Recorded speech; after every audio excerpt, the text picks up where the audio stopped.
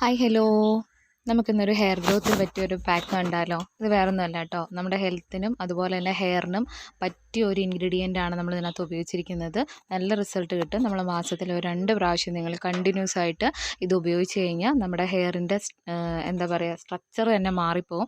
നല്ല റിസൾട്ട് കിട്ടും. എല്ലാ സ്കിൻ ടൈപ്പും എല്ലാ ഹെയർ ടൈപ്പുകാർക്കും യൂസ് ചെയ്യാൻ പറ്റിയ ഒരു പാക്കാണ്. ഉലുവയും മുട്ടയും വെച്ചിട്ടുള്ള ഒരു ഹെയർ പാക്കാണ്. നല്ലൊരു ഹെൽത്തി, എന്താ പറയുക, നല്ല പ്രോട്ടീൻ റിച്ച് ആയിട്ടുള്ള ഒരു ഹെയർ പാക്കാണ്. എല്ലാ ഹെയർ ടൈപ്പുകാർക്കും സ്യൂട്ട് ആവുന്ന ടൈപ്പ് ഒരു പാക്കാണ്. അപ്പോൾ ആദ്യം നമ്മൾ തലമുടി നന്നായിട്ട് ജട കളയുക. ഞാൻ എണ്ണ പാക്കിനകത്താണ് അപ്ലൈ ചെയ്യുന്നത്.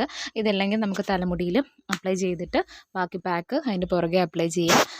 നല്ല ബെനിഫിറ്റുള്ള, ഉലുവയെപ്പറ്റി ഞാനിനി പ്രത്യേകിച്ച് പറയേണ്ട ഒരു കാര്യവുമില്ല. കാരണം അത്രയും റിസൾട്ടുള്ള നല്ല ബെനിഫിറ്റുള്ള ഒരു ഇൻഗ്രീഡിയൻ്റ് ആണ് ഉലുവ. നമുക്ക് എണ്ണ കാച്ചാൻ നമ്മൾ ഉപയോഗിക്കും, അതുപോലെ ഹെയർ പാക്കുകൾക്കൊക്കെ ഉപയോഗിക്കും.